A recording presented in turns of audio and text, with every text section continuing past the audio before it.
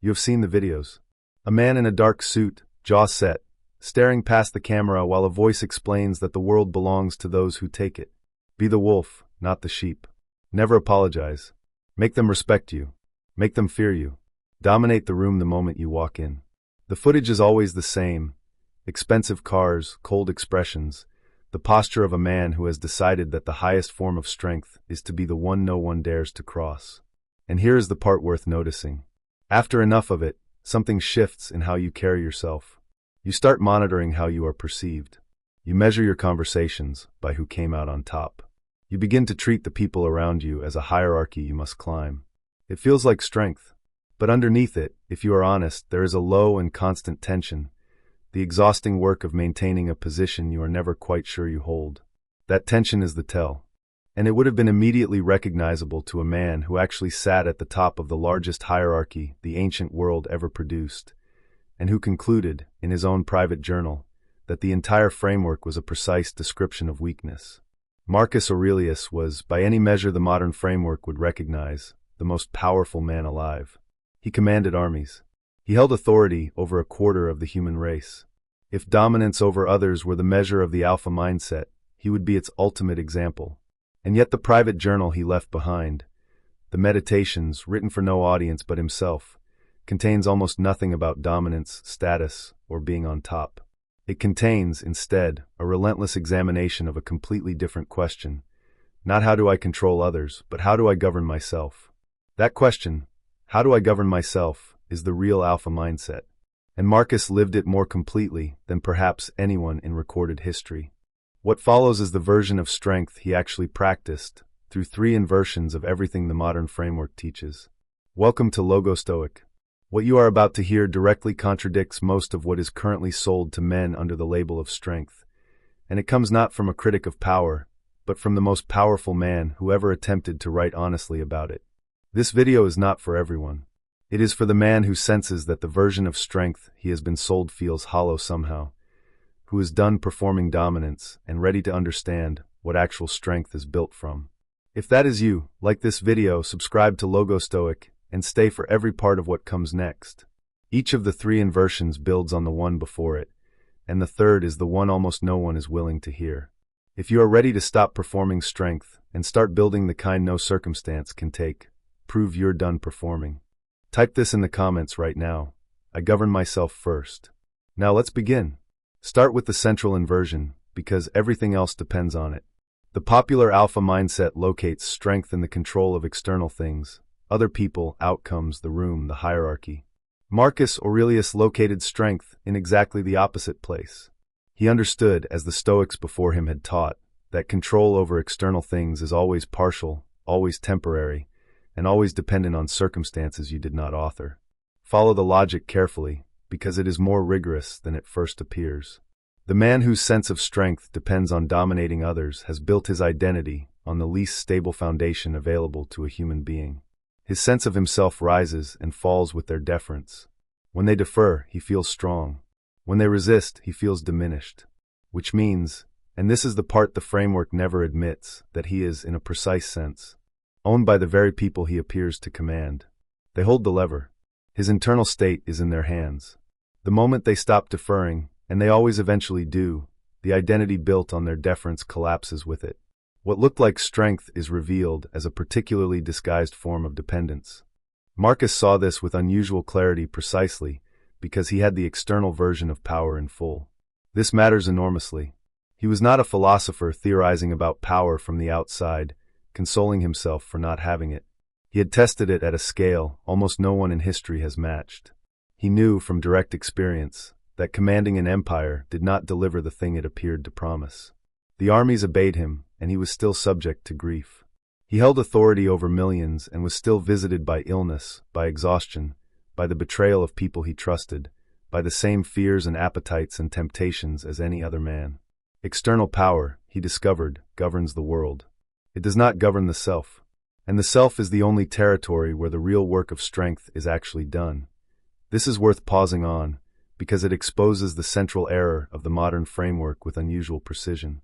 The framework promises that if you accumulate enough external dominance, enough status, enough deference, enough control over the room, you will arrive, eventually, at an unshakable sense of your own strength. Marcus is the controlled experiment that disproves the promise. He had more external dominance than the framework could ever deliver, and he arrived at no such place. The internal instability remained. The fear remained. The need to govern himself remained exactly as urgent as it would have been for a man with no power at all. Which means the strength the framework promises is not actually produced by the dominance the framework prescribes. The two are not connected. A man can have total external power and remain internally enslaved, and a man can have no external power and be internally free. Marcus knew both halves of this, because he had spent time as the most powerful man alive and concluded that it had changed nothing about the only work that mattered. Consider how he responded to the most direct challenge to his dominance that his entire reign produced. In the year 175, one of his most senior and trusted generals, Avidius Cassius, a man Marcus had elevated, a commander of enormous capability, declared himself emperor. It was a full betrayal, an attempt to seize everything Marcus held, built on a false rumor that Marcus had died. The popular alpha mindset has a clear and immediate script for this moment. Crush the threat, make a public example of the traitor, demonstrate dominance so complete and so brutal that no one ever again considers such a thing. It is the script of every strongman in history, and it is the script the modern framework would unhesitatingly recommend. Show no weakness. Make them pay. Marcus did not follow it. As he marched east to confront the rebellion, Cassius was killed by his own soldiers before the two armies ever met. And Marcus, given the outcome the strongman script promises as victory, did not celebrate. He expressed regret. Genuine regret. Because he had lost, he said, the opportunity to demonstrate something he considered far more important than dominance, the capacity to forgive a man who had wronged him. He ordered that Cassius' family be protected rather than executed. He had the correspondence of the conspirators burned unread, so that he would not even know which of his other associates had been prepared to betray him, because knowing would have obligated him to act against them, and he preferred not to be in that position. He treated the surviving conspirators with a restraint that his own contemporaries found almost incomprehensible. The most powerful man in the world had been handed the perfect opportunity to demonstrate dominance, and he declined it. That refusal is the entire lesson, and it is worth understanding exactly why it was strength and not weakness. Understand what this was and what it was not. It was not weakness. It was not naivety. It was not a failure of nerve. It was the response of a man so secure in his own governance that the betrayal could not destabilize him, and who therefore did not require the theatrical, dominating response that insecurity demands. This is the principle hiding inside the entire alpha question, and it is worth stating as directly as possible. The genuinely strong do not need to perform their strength. The performance is itself the tell. A man who must demonstrate dominance is a man whose sense of strength depends on the demonstration, which means it is not secure, which means it is not really strength at all. It is anxiety wearing strength's clothing. The strong man who crushes every threat with maximum force is not showing you how strong he is. He is showing you how threatened he feels, how necessary it is for his own stability that no challenge go unanswered. Marcus could let the challenge go unanswered because his stability did not depend on answering it. That is the difference, and it is the whole difference. This is the inversion that reframes everything. The modern framework says, control the external, dominate the hierarchy, and you will be strong. Marcus demonstrated, with the full weight of a life lived at the actual summit of external power, that this gets it exactly backward. The control of externals is the unstable foundation. The governance of the self is the stable one. And the man who has built his strength on governing himself, his fear, his anger, his appetite, his need to be seen as dominant, has built it on the one foundation that no rival, no circumstance, and no reversal of fortune can take from him. He does not need to win against others, because his strength was never located in the winning. It was located in a place no contest could reach, which is precisely why no contest could threaten it. This is the first and most important thing the Stoics understood about strength that the modern framework has completely inverted. The strong man is not the one who controls the most. He is the one who needs to control the least in order to remain himself. Your strength has been living in who defers to you. That means they own it. Govern yourself, not others. Comment below, I govern myself first. The second inversion follows directly from the first, and it cuts even closer to the specific machinery of the modern alpha framework. The popular alpha mindset is, at its core, deeply and inescapably concerned with how it is perceived. Strip away the language of independence and self-sufficiency, and what remains is a mindset organized entirely around an audience, around being seen as dominant, being respected, being admired, being the one others watch and defer to. Every prescription it offers is, in the end, a prescription about perception. Stand like this so they read you as powerful. Speak like this so they register you as in control. Never apologize, because apology signals weakness to the watching crowd. Marcus Aurelius systematically dismantled this concern in himself, and he did it from a position that makes the modern influencer's pursuit of validation look almost quaint. He did not have a following. He had an empire. He was not admired by a comment section. He was, in the most literal sense available to a human being, treated as divine, worshipped, his image on the currency, his words received as the pronouncements of a god on earth. If the approval of others were capable of completing a man, Marcus Aurelius would have been the most complete man who ever lived. He had more of it than any influencer accumulating followers could imagine, and he spent his private hours reminding himself not to believe a single word of it. In the Meditations, he returns again and again to the worthlessness of reputation as a foundation for anything. He reminds himself that the people whose admiration he might seek are themselves confused, mortal, and soon forgotten, that seeking the approval of the confused is no achievement. He reminds himself that fame is a sound that fades, that the applause of even an entire empire is a noise that will not outlast a generation or two. He reminds himself that the opinion of the crowd is not a measure of anything real about the man it praises or condemns. He had the adoration of the known world, and he spent his solitude methodically refusing to be moved by it. There is a passage where he instructs himself, in effect, to remember that he is not special, that the same death which took the obscure and the forgotten will take him too, that the position he holds is temporary and borrowed, that the applause is meaningless and the adoration is a kind of collective error he must not internalize. A man pursuing the modern alpha mindset would experience this thought as an unbearable threat to the ego. It is the precise opposite of everything the framework cultivates. The framework works tirelessly to inflate the sense of being special, being above, being the one who matters more than the others. Marcus worked just as tirelessly in the opposite direction, deflating it, returning himself to the ordinary human scale, refusing the inflation that his actual circumstances would have entirely justified. He experienced this not as a loss but as liberation. And understanding why is understanding the entire second inversion. Here is the mechanism. The man who needs the crowd's approval has handed the crowd the power to govern his internal state. He has made himself dependent on something he does not control, the opinions of others, and dependence on what you do not control is, in the Stoic understanding, the exact definition of being unfree. Every influencer chasing engagement, every man performing dominance for an audience, every person rehearsing how they will be perceived has given away the one thing that was actually theirs, the location of their own worth. They have placed it outside themselves, in the hands of people whose judgment is, as Marcus repeatedly noted, neither stable nor wise nor even particularly interested. The man who does not need the crowd's approval cannot be controlled by the crowd. This is not a motivational slogan. It is a structural fact about where power actually sits. If your sense of your own worth lives inside you, generated by your own honest assessment of how you are living, then no comment section can touch it, no rival can diminish it, no reversal of public opinion can take it.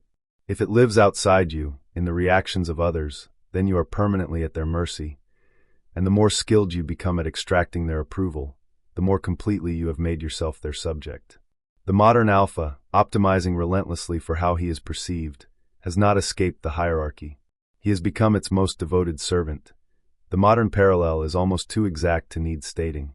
An entire economy now exists to convert the human need for approval into measurable, addictive units, followers, likes, views, the small dopamine confirmations that one is being seen and ranked favorably.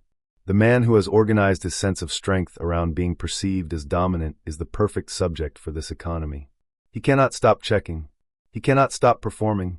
He cannot walk into a room without calculating his position in it, cannot post without measuring the response, cannot rest because the verdict is never final and the ranking must be continuously defended.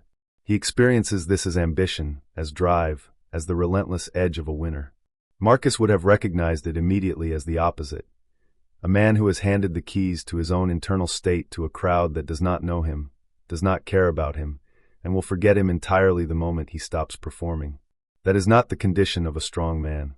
It is the condition of a man owned by an audience he mistook for his subjects. This is the true alpha mindset, and it is almost unrecognizable next to the marketed version. It is not standing at the top of the hierarchy. It is standing outside the hierarchy's power to define you. Marcus, who stood at the literal top, understood that the top was not the goal, that the goal was to reach the place where the hierarchy's verdict on you, favorable or hostile, simply no longer governs your internal state. He had everyone's approval. He trained himself every day not to need it. That is what made him free. And freedom from the need for approval is a kind of strength that no amount of dominance performance can ever produce, because the performance is itself the proof that the need is still in charge. You do not perform what you already securely possess.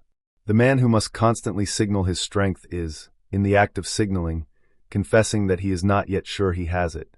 Marcus had stopped signaling entirely, not because he had given up on strength, but because he had finally arrived at the real thing, which has no need to be seen. You handed your worth to an audience that does not know you and will forget you. Take it back. Stop seeking their approval. Type below, "I am not my audience." The third inversion is the deepest, and it is the one the modern framework is least equipped to even hear. The popular alpha mindset treats other people primarily as competition, as a field of rivals over whom one must establish and maintain position. Other men are threats to be outcompeted. The world is a hierarchy, and every interaction is a small contest to determine who ranks above whom. This is presented as a hard truth about reality that weak men are too sentimental to accept. It is, in fact, a profound misunderstanding of human nature, and Marcus Aurelius, who had more reason than almost anyone to see the world as a field of rivals, understood it as exactly that, a misunderstanding. He had genuine enemies.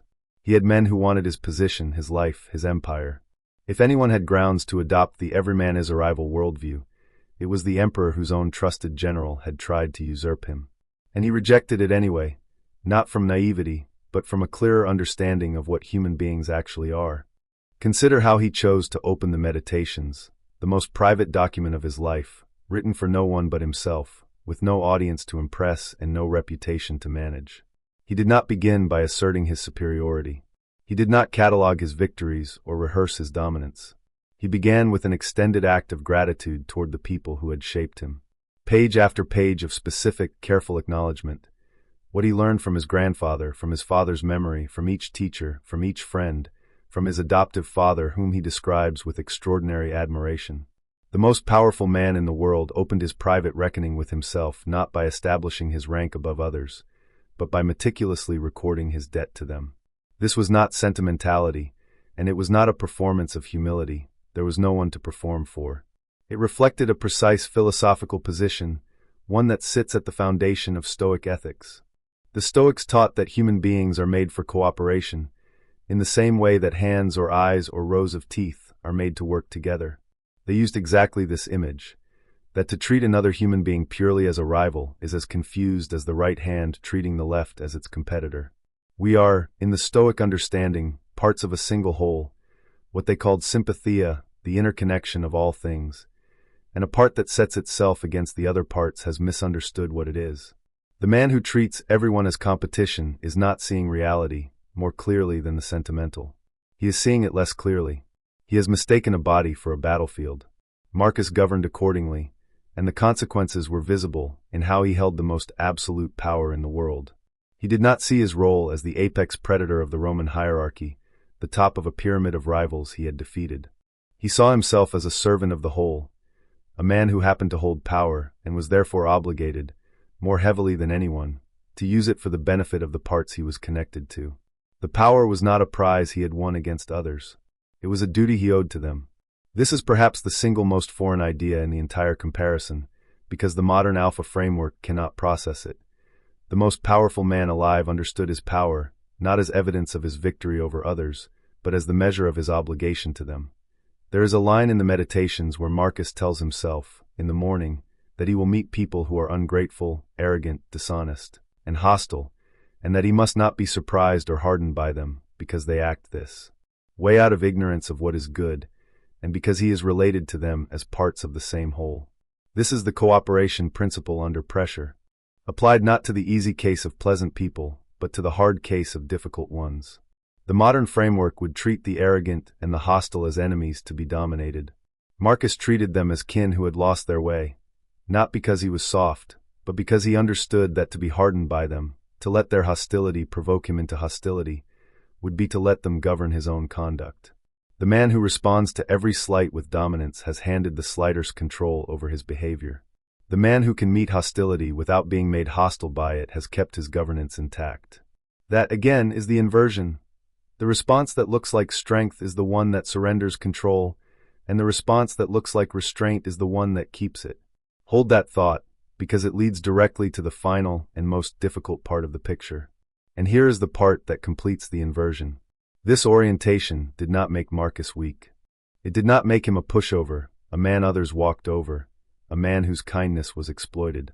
He remained the commander of armies, the holder of authority, a man entirely capable of decisive and even hard action when the situation genuinely required it. The cooperation orientation did not replace his strength. It directed it. He was strong, and he aimed that strength at the good of the whole rather than at the defeat of rivals. And that combination, strength in the service of something larger than the ego, is what the Stoics actually meant by the kind of man worth becoming. The genuine alpha, in this understanding, is not the one who wins against others. It is the one who has become strong enough that he no longer needs to. He no longer needs to defeat the people around him, because his sense of himself was never built on standing above them. He can afford to be generous, to acknowledge his debts, to lift others, to forgive betrayal, to serve the whole, not because he is weak, but because he is secure enough that none of these things cost him anything. The man who must win every contest is revealing, with each contest, how fragile his sense of himself remains. The man who no longer needs to win has revealed the opposite. And only one of these two men is actually strong. Marcus had everything the modern alpha framework tells men to want. He had it completely, and earlier and more fully than almost anyone in recorded history. And he spent his life quietly demonstrating that none of it was the point, that the dominance, the status, the position at the top of the hierarchy delivered none of the strength they appeared to promise, and that the only strength worth pursuing was located somewhere the framework never thinks to look, in the governance of the self, in freedom from the audience, and in the recognition that other people are not the enemy of your strength, but the context in which it becomes worth having. There is something almost unbearable about this, if you sit with it long enough. The man who had the complete version of what is being sold reported back, across nearly 2,000 years, that it was empty, and we are still buying it. We are still being told that the thing Marcus already had and already dismissed is the thing we should organize our lives around acquiring. He ran the experiment to its conclusion, so that we would not have to. The least we can do is listen to what he found. You have been treating everyone around you as a rival to beat. They were never the enemy. Stop trying to win. Write in the comments, I do not need to win. The true alpha mindset, as Marcus Aurelius actually lived it, is almost the exact inverse of the version being sold today. It does not seek dominance over others, it seeks governance of the self. It does not depend on the audience, it is free of the audience. It does not treat other people as rivals to defeat, it treats them as the context in which a strong character is built and expressed. 3 inversions, and each one turns the modern framework precisely upside down, not by softening it, but by revealing what it was hiding all along. What makes this worth taking seriously is the source. This is not the consolation of a man who never had power, telling himself that power does not matter. That version of the argument is easy to dismiss, and rightly so. It is what we would expect a man without power to say. This is the opposite. It is the considered conclusion of the most powerful man who ever attempted to write honestly about strength, a man who had the dominance, the status, the adoration, and the position at the top of the largest hierarchy in the ancient world, in full and early measure. He tested the modern framework's entire promise at a scale no influencer can imagine. And he concluded, in the privacy where there was no reason to lie and no audience to perform for, that it was hollow. The dominance was real, and it did not deliver strength. The adoration was total, and it did not deliver worth. The position at the top was absolute, and it did not deliver the one thing it appeared to promise, a self that could not be shaken. That self had to be built somewhere else entirely, in the daily, unglamorous, private work of governing his own fear, his own anger, his own need to be seen as strong. That work has no audience. It produces no footage. It cannot be performed. And it is the only thing that ever actually made anyone strong. That, in the end, is the mindset. Everything else, the posture, the performance, the relentless monitoring of how one is perceived, is merely the costume that strength wears when the thing itself is missing. The only dominance worth pursuing is dominance over your own fear, your own appetite, your own need to be seen as strong. That is the true alpha mindset Marcus Aurelius lived, and it is almost the exact opposite of the version being sold today. If that inversion landed with you, it is worth sitting with, because almost everything in the culture is currently pointing the other way. If this video changed how you think about strength, if it replaced a hollow definition with a more honest one, consider liking it. Not as a reflex, but because there are a great many people right now absorbing a version of the alpha mindset that will quietly make them weaker, more anxious, and more dependent on the approval they think they are escaping. This perspective deserves to reach them. Every like is a genuine act of putting a more honest definition of strength in front of someone who needs it. And leave a comment. Write down one place where the popular idea of strength has influenced you, one situation where you have caught yourself performing dominance, or chasing the approval of an audience, or treating someone as a rival you needed to defeat. And then write what it would mean to govern yourself there instead. Marcus believed the examined life begins exactly there, with that specific honesty about where you are still performing. The comments are a good place to begin practicing it, and the next person reading will recognize themselves in what you write. Subscribe to Logostoic, because the philosophy of Marcus Aurelius is deep enough that a single video can only open the door. There is a great deal more of it worth walking through together.